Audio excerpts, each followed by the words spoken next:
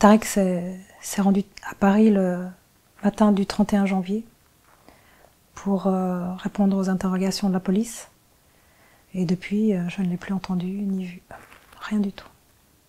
Nous n'avons pas eu le droit de lui rendre visite. Nous n'avons pas eu la permission encore. Ça n'en a pas été donné. Ni un téléphone, ni une visite. Rien. Il est venu de son plein gré.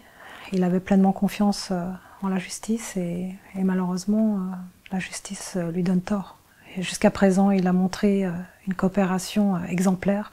Il n'a jamais cherché à échapper à la justice. Il a justement attendu que la justice le convoque pour venir et pour pouvoir donner sa version des faits. Donc il n'y a aucune raison pour qu'on puisse imaginer un seul instant qu'il veuille s'enfuir. Je pensais qu'on était un pays où la présomption d'innocence était la règle et que jusqu'à présent, il devrait en bénéficier. Et je ne comprends pas pourquoi on le garde.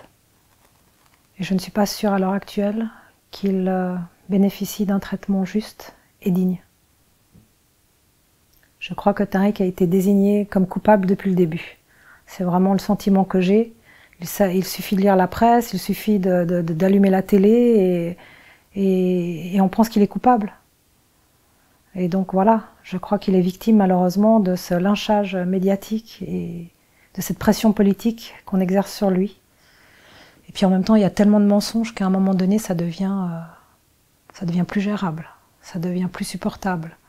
Et voilà, je suis sans cesse entre l'envie d'être au courant de ce qui se dit dans la presse écrite ou la télé, et puis en même temps, de ne plus rien écouter, de m'enfermer dans ma bulle et de me dire que la justice se fera et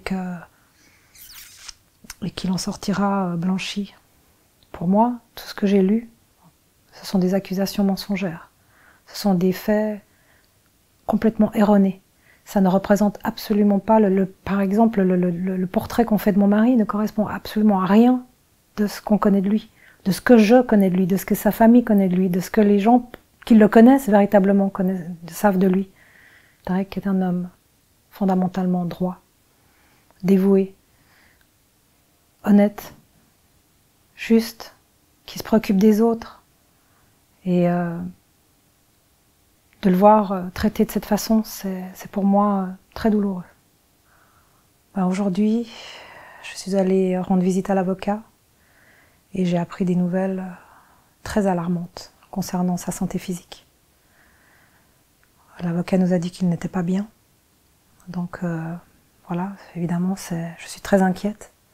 Il faut savoir que ça fait maintenant quelques années que Tarek souffre d'une maladie chronique sévère et qu'il bénéficie d'un traitement très spécifique. L'avocat nous a dit que dans le milieu carcéral, le traitement dont il devrait bénéficier n'est pas disponible.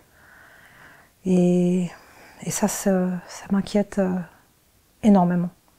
Et je pense que sur le plan spirituel, oui, Tarek doit être très fort. Je l'espère en tout cas. Maintenant, je sais que quand on est mal physiquement, quand on souffre d'une maladie et qu'on ne peut pas bénéficier du traitement adéquat, à partir d'un certain moment donné, ça atteint aussi le mental. Donc moi, ce que j'espère, c'est qu'il reste fort. Et aujourd'hui, je me sens contrainte d'en parler parce que je suis très alarmée sur son état, sur ce que m'a dit l'avocat.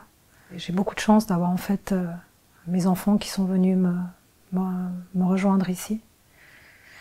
J'ai eu un fils, j'ai eu une fille qui sont venus me rejoindre. Les autres, c'est très difficile d'ailleurs pour eux de ne pas être là.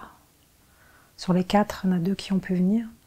J'ai énormément de chance d'avoir quand même ma fille qui m'accompagne, qui me soutient. Parfois elle craque, parfois je craque. Heureusement, jusqu'à présent, on n'a pas craqué en même temps. Mais voilà, je sais que sans elle, je ne tiendrai pas.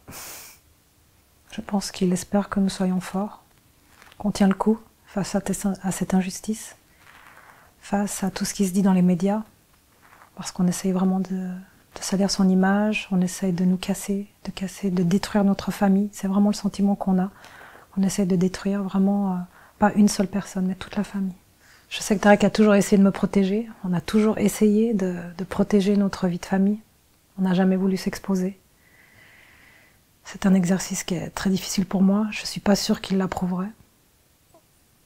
même si aujourd'hui on n'est plus dans la normalité, on est dans des circonstances extraordinaires. Et je crois que fondamentalement, comme dans toute chose que je fais d'ailleurs, même s'il n'est pas forcément d'accord, je sais que il respectera mon choix et il pensera que c'est le meilleur. Je crois fondamentalement en son innocence. Donc dans une histoire de viol, si sa femme n'est pas à côté de lui, c'est insupportable en fait. Et donc pour moi c'est une évidence d'être là. Et c'est un honneur de l'accompagner aujourd'hui comme ça l'a toujours été en fait. Ce que j'aimerais, c'est qu'on le traite dignement, qu'on fasse valoir cette présomption d'innocence.